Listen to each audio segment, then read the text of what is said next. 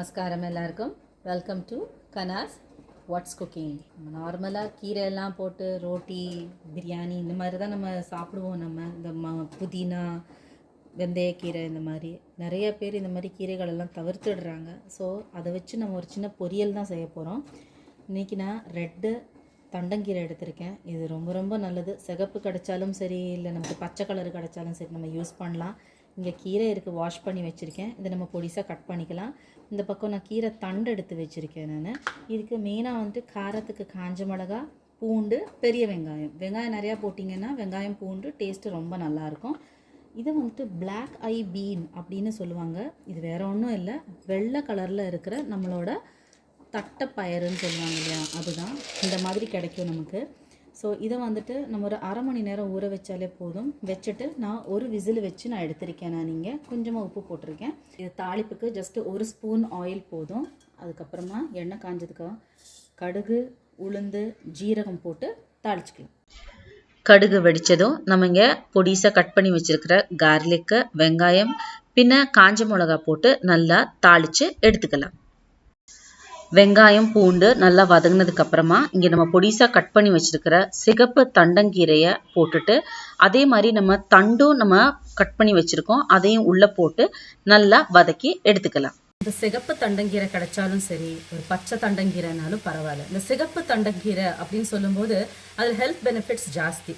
ஏன்னா அதில் beta carotene, anthocyanins அப்படின்ற பிக்மெண்ட் எல்லாம் இருக்குது.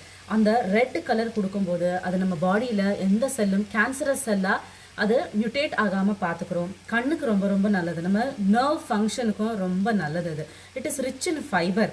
இதில் பார்த்தீங்கன்னா vitamin A, C, vitamin K இருக்குது, ப்ளஸ் அயன் இருக்குது. இதில் அதிகப்படியான ஆன்டி ஆக்சிடென்ட்ஸ் இருக்குது. அதனால் இது வந்துட்டு நமக்கு டிடாக்சிஃபை பண்ணுது.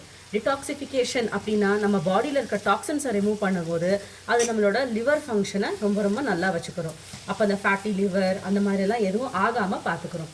இது நமக்கு நல்ல இம்யூனிட்டி கொடுக்குது, போனுக்கு ரொம்ப ரொம்ப நல்லது. இதில் அதிகப்படியான ஃபைபர் இருக்கிறதுனால டைஜஷனுக்கு ரொம்ப நல்லது.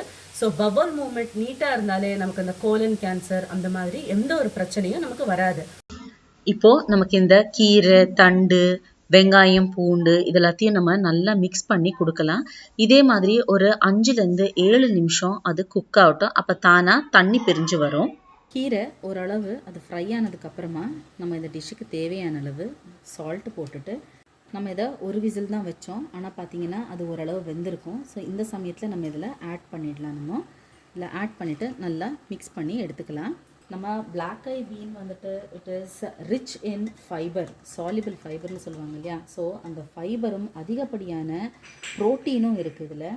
அது ரொம்ப ரொம்ப நல்லது. நம்ம இதை அடிக்கடி வாரத்தில் ஒரு தடவை நம்ம சும்மா வேக வச்சு நம்ம சுண்டலாக கூட சாப்பிட்லாம். கீரை நிறைய பேர் சாப்பிடாதனால நம்ம இந்த மாதிரி செய்யும்போது பசங்களுக்கு டேஸ்ட்டு ரொம்ப பிடிச்சிருந்தது. பிளாக் ஐ பீன் அது நமக்கு வெயிட் லாஸுக்கு ரொம்ப ஹெல்ப் பண்ணும். நல்ல டைஜஷனுக்கும் ரொம்ப நல்லது. ஏன்னா அதில் அதிகப்படியான ஃபைபர் இருக்குது.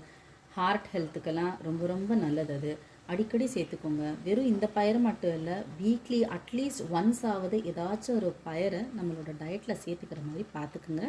இதை பாதிக்கு மூடி வச்சுட்டு நம்ம ஒரு மீடியம் ஃப்ளேமில் ஒரு 5 மினிட்ஸ் குக் பண்ணி எடுக்கலாம். அப்பப்போ கிண்டி விட்டுக்கோங்க. நம்ம தண்ணி கம்மியாக தான் ஊற்றணும், ஆனால் நம்ம காய் வந்து தண்ணி விடும். ஸோ அதனால் அது ஃபுல்லாக ட்ரை ஆகட்டும். பொரியல் நல்லா ட்ரை ஆகிடுச்சு. இந்த சமயத்தில் நம்ம கொஞ்சம் துருவின தேங்காய் ஆட் பண்ணிக்கலாம். எவ்வளோ வேணுமோ நம்ம போட்டுக்கலாம். சிகப்பு கீரை ப்ளஸ் பிளாக் ஐ பீன் போட்டு பொரியல் ரெடி ஆகிடுச்சு. இது நல்ல சாம்பார் சாதத்தோட, இல்லை ரசம் சாதத்தோட, இல்லை நீங்கள் டயட்டுன்னா வெறும் ஒரு பவுல் நிறைய இதை வச்சு சாப்பிட்டீங்கனாலே நல்ல ஃபில்லிங்காக இருக்கும். Rich in protein and fibre with all essential nutrients. எல்லோரும் ட்ரை பண்ணி பார்த்துட்டு எப்படி இருக்குன்னு சொல்லுங்கள். தேங்க்யூ.